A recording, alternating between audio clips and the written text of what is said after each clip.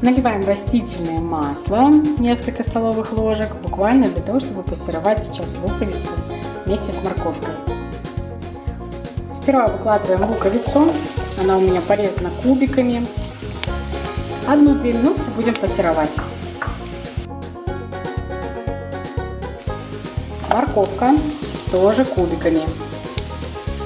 2-3 минутки пассеруем вместе.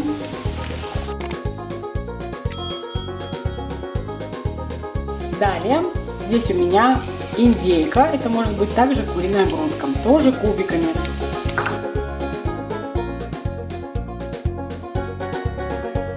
Далее здесь у меня перловка, я ее уже отварила, я это делала в мультиварке, и она у меня вот такая, видите, с водичкой. Всем привет, ребята!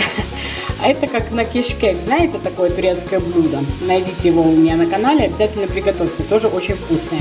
Так что сейчас добавим перловочку к нашему мясу.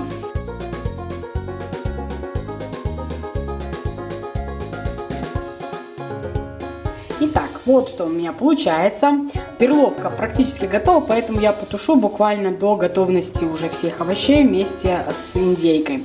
Бросаем сюда лавровый листик, добавляем сейчас любимые специи и солим по вкусу. При желании можно добавить еще кусочек сливочного масла, чтобы вкус был более сливочным. Все, наше блюдо готово. Очень просто, очень вкусно. Вот честно. И вот мой ребенок очень любит.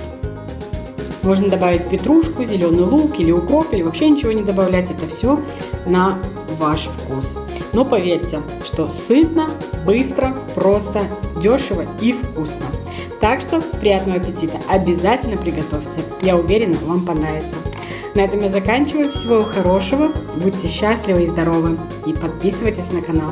Пока-пока.